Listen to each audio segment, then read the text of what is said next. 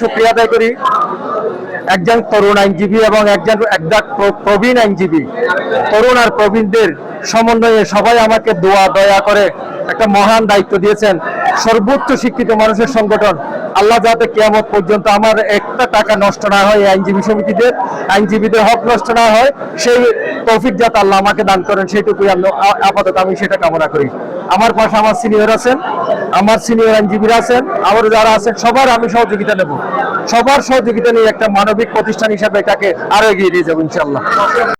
আমাদের একার বিজয় নয়, সকলে বিজয় হয়েছি। আমরা আসলে ডান প্যানেল আগে ঐক্যবদ্ধ ছিলাম, আমরা পৃথকভাবে নির্বাচন করলেও আল্লাহ রসিম রহমত আমরা আবার ঐক্য হয়ে গেছি মনে হচ্ছে। যেন সভাপতি আমাদের, আমি সেক্রেটারি হলাম, আমাদের ঐক্য একটা বীজ বপন হলো ইনশাআল্লাহ।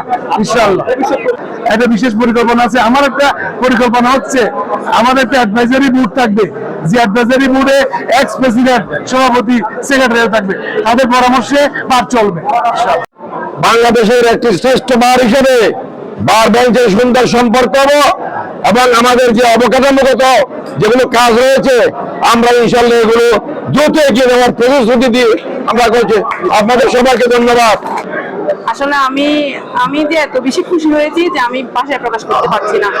সবাই আমাকে এত বেশি স্নেহ দিয়েছেন, ভালোবাসা দিয়েছেন, আমি কিভাবে ওনাদের ঋণ শোধ করবো আমি জানি না।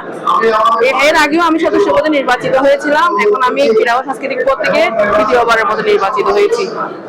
আমি অশেষ কৃতজ্ঞতা জানাচ্ছি আল্লাহর প্রতি যে আল্লাহ আমাকে এত সুন্দর একটা নির্বাচন করে নির্বাচিত করেছেন। শুকর আলহামদুলিল্লাহ, আল্লাহর নিকট শুকরিয়া জ্ঞাপন করছি এবং কৃতজ্ঞতা জানাচ্ছি সকল আইনজীবীদের প্রতি।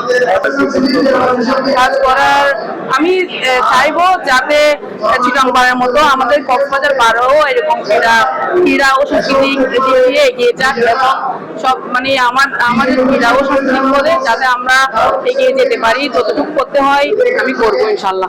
মেয়েদেরকে অনেক সহযোগিতা করেছে, সবসময় আইনজীবীরা আমাদের পাশে ছিল, এখনো আছে, ইনশাল্লাহ ভবিষ্যতেও থাকবে।